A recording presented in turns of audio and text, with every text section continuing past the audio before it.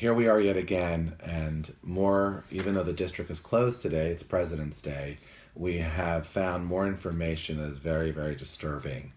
And I want to make this clear. This is not the Board of Education, that is the members, whether it be the board president, whether it be the vice president, whether it be the person who I feel has tried to help transportation for many years, Mr. Zlatkin.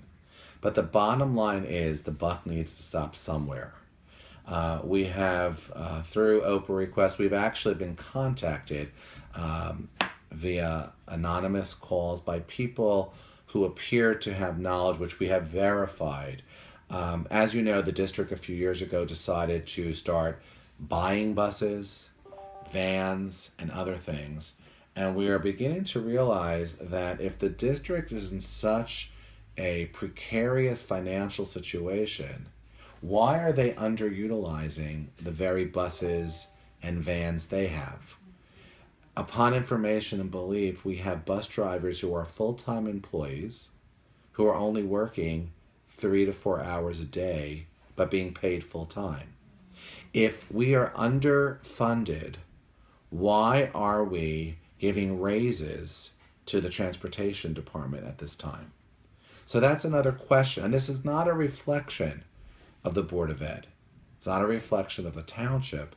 It's a reflection of the management. Board of Ed members are volunteers. Why they do it? For only one reason, to try to help.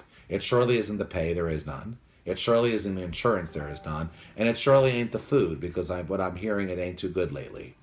But there's a problem here, and that's point one. Point two, I don't care who tells you what, I go by papers.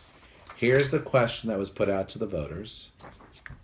Here's the presentation that was put out by the board. And it is very clear. And when I say the board did not prepare this. That's not their job.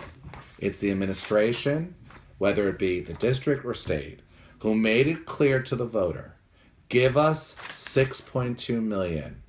And then I'm hearing now from different sources and documentation that this would become a permanent, if you will, fund for busing.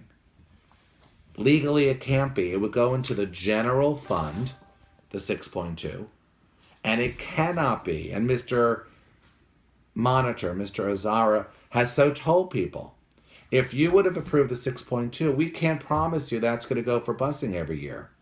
So the voter who was misled, not by the Board of Ed, but by whoever prepared these documents, and it's not the Board of Ed members, this money would have never legally been able to be dedicated to busing only.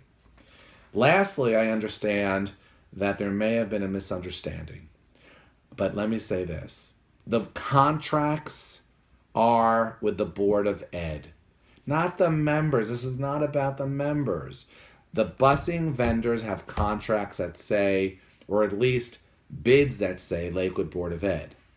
So I don't want to hear I should go through the state and I should go this with the state. The bottom line is the contracts and the actions. The vendor's relationship is with the Board of Ed, not the members.